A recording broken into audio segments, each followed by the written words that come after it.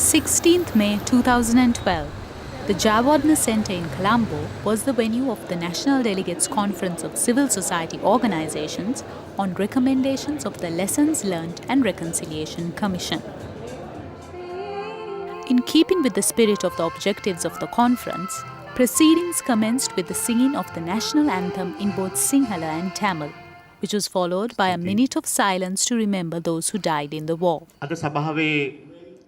Organized by the Platform for Freedom, a coalition of civil society organizations consisting of trade unions, media organizations and political parties, the event sought to encourage an active discussion among the public on developing an action plan towards fully implementing the recommendations made by the LLRC report released in December 2011. The LLRC report is very important because it gives a very good analysis and it gives a lot of recommendations which can heal, which can go a large part of the way in healing the wounds of the war. Now today we are preparing here in the south in Colombo. There are going to be celebrations remembering the 3rd year anniversary of the end of the war.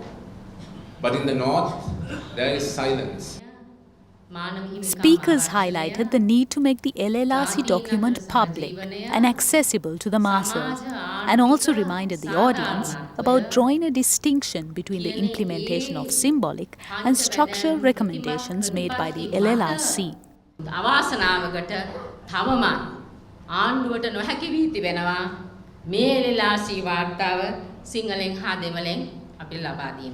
ඒ ලබා නොදෙන හේතුවක් දන්නවා.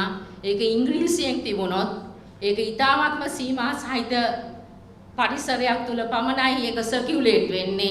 සිංහලෙන් සහ දෙමළෙන් ඔබ කියවුවොත් ඔබ වීදි වහින බව මම දන්නවා.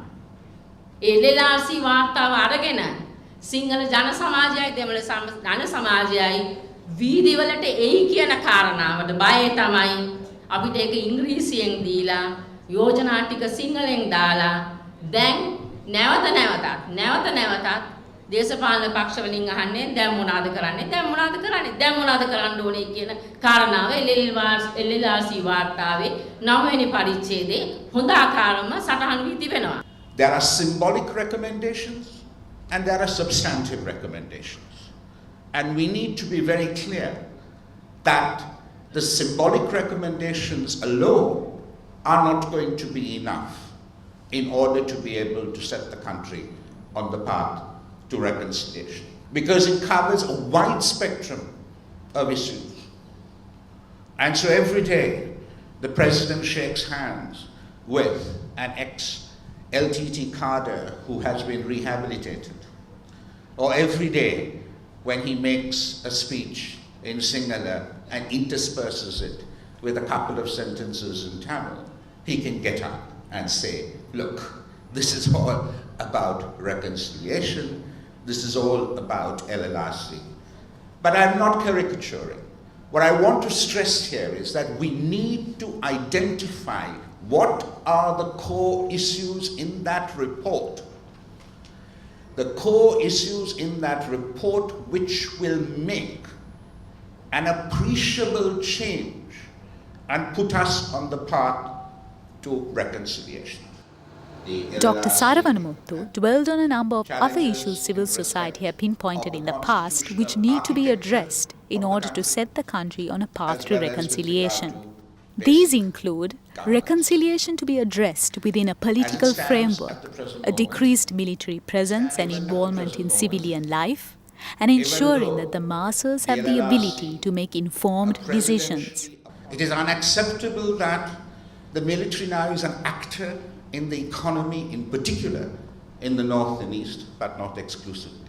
It is unacceptable too that in a situation where you have one soldier for every 8 citizens, that you still have disappearances.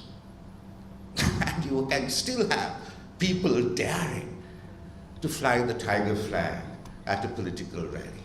The very substance, the very basic element of a democracy is, at the end of the day, our ability and our willingness as citizens to be able to make informed choice. In order to do that, we need to have the information at our disposal. And I say to you that those who came out and demonstrated against the implementation of the LLRC and against what was happening in Geneva did not have the information to make an informed choice. The need to make the findings of the LLRC report accessible to the masses and for greater civil society involvement in calling for the implementation of the recommendations was a sentiment which was echoed throughout the conference.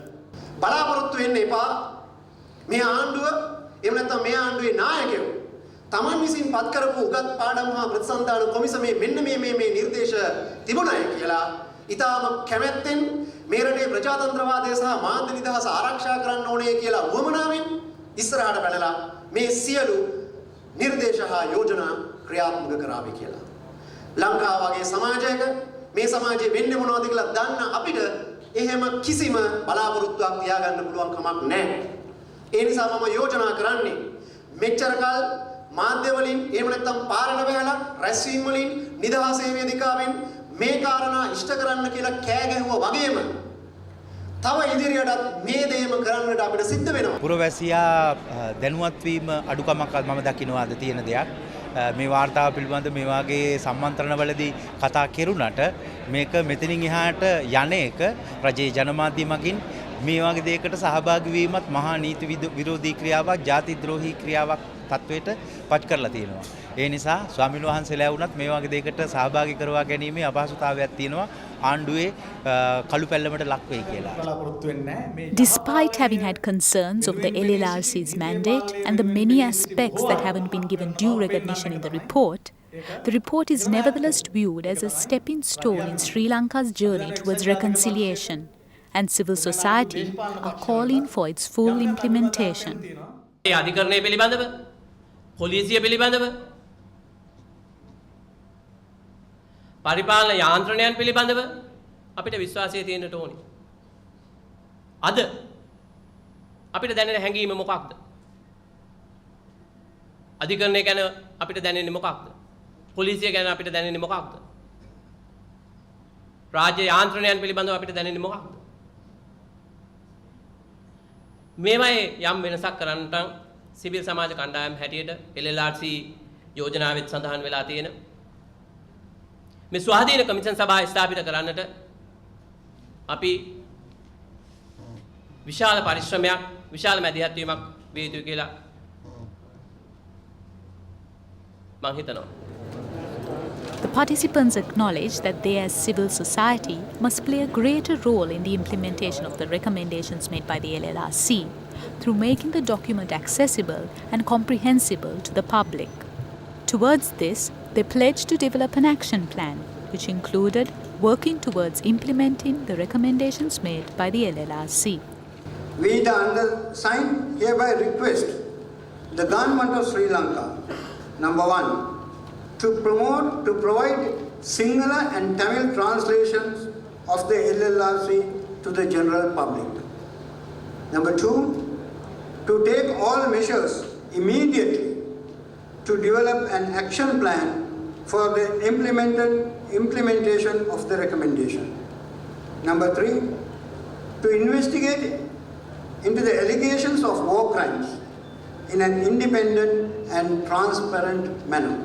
To take all necessary measures to implement the recommendations of the LLRC expedition.